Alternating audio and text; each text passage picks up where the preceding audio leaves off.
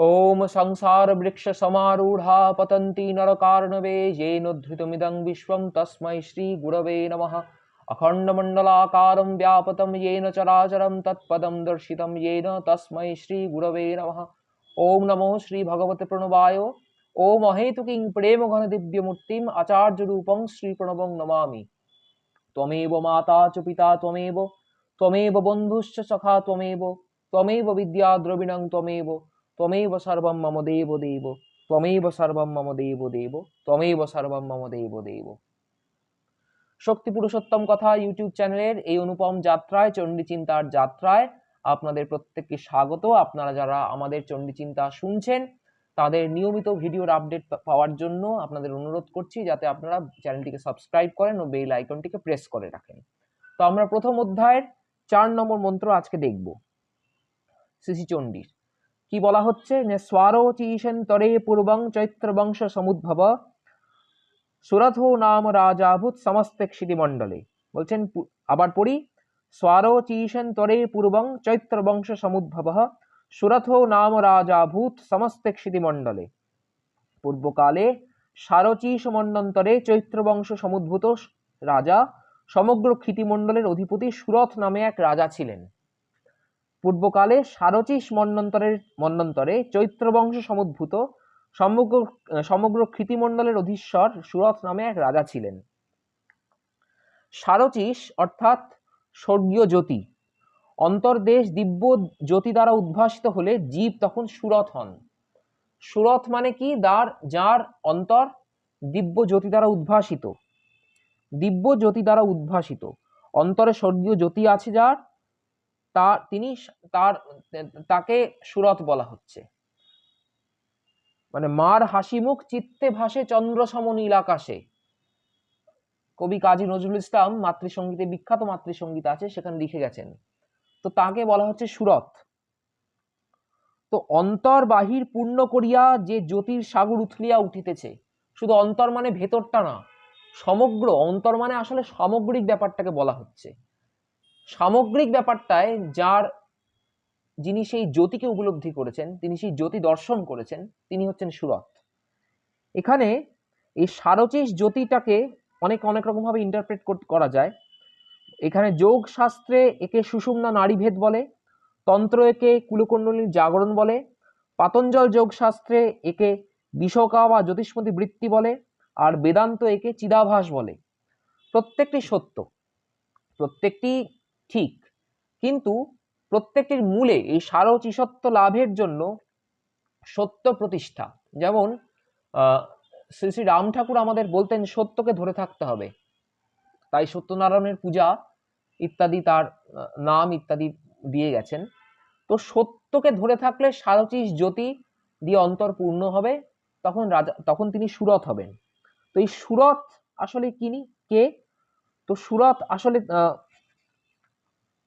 চৈত্র বংশের জাত। সুরথ আসলে চৈত্র বংশের জাত। চৈত্র বংশ কেন? চৈত্র বংশ হচ্ছে, যে চৈত্র কথাটি এসছে চিত্র থেকে, চিত্রতে স্ন প্রত্যয় যোগ হচ্ছে, তদ্ধিত প্রত্যয়। বিচিত্র যোনি ভ্রমণ করে মানুষ সুরথ হন। যেমন জড় পরমাণু থেকে ক্রমে গুল্মলতা, বৃক্ষ, কীট, পতঙ্গ, পক্ষী, পশু, বন্য, অসভ্য, অর্ধসভ্য প্রভৃতি অসংখ্য যোনি, অসংখ্য বংশ ভ্রমণ করে তখন জীব সুরথ হন।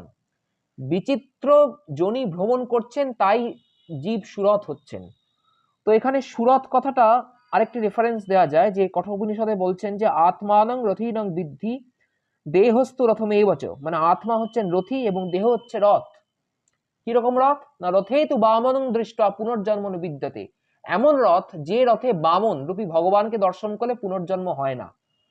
তো এরকম একটি রথ যার কাছে আছে, যে জীবাত্মার কাছে আছে, তিনি হলেন সুরথ। তো তার আগে তার কোয়ালিটি, তিনি কিন্তু সারচিষ জ্যোতি দর্শন করেছেন এবং সমস্ত ক্ষিতিমণ্ডলের অধীশ্বর হয়েছেন। এই ক্ষিতিমণ্ডলটা কি? ক্ষিতিমণ্ডলটি হলো যে বলছেন গাঢ় রক্ত, ক্ষিতিমণ্ডল শব্দের অর্থ মূলাধার চক্র। গাঢ় রক্তবর্ণ ত্রিপুর ক্ষেত্রের বহির্দেশে অষ্টশূলে আবৃত চতুষ্কোণ ধরা বা ক্ষিতিমণ্ডল অবস্থিত। ইহা অব্যক্তা প্রকৃতির চরম পরিণতি, গন্ধ ইহার তত্ত্ব। ওই চক্রের মধ্যভাগে লং এই ক্ষিতি বীজ অবস্থিত। মন্ত্র চৈতন্য করিয়া গুরুপদিষ্ট উপায় উক্ত বীজের ধ্যান করিলে অথবা ওই কেন্দ্রে সত্য প্রতিষ্ঠা এবং প্রাণ প্রতিষ্ঠা করিলে বিশিষ্ট বিশিষ্ট দর্শন বা অনুভূতি লাভ হয়। এইরূপ ক্ষিতিমণ্ডল মানে মূলাধার চক্রের যে আধিপত্য তিনি লাভ করেছেন। কে লাভ করেছেন? না জীব যখন সুরত হয়েছেন, জীব যখন সুরত হয়েছেন তখন লাভ করেছেন।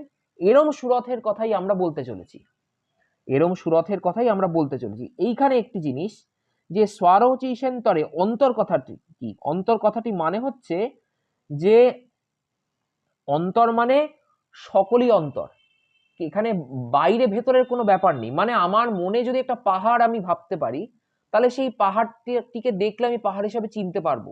তাহলে মনেও যেই পাহাড়, বাইরেও সেই পাহাড়।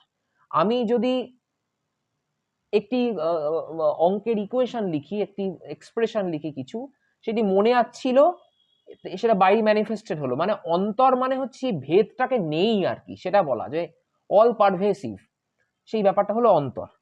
তো আবার পড়ি আমরা, বলছেন যে স্বরচিষেন তরে পূর্বং চৈত্র বংশ সমুদ্ভব সুরথো নাম রাজাভূত সমস্ত ক্ষিতিমণ্ডলে। সমস্ত ক্ষিতিমণ্ডলের অধীশ্বর হলেন সুরথ।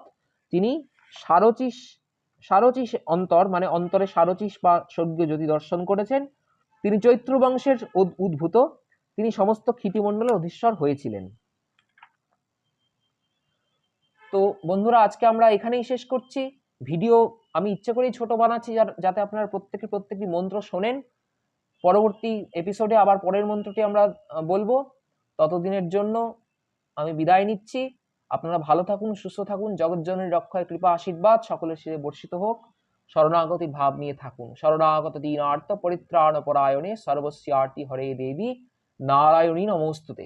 জয় নারায়ণী নমস্তুতে, জয় নারায়ণী নমস্তুতে। জয় গুরু, জয় গুরু।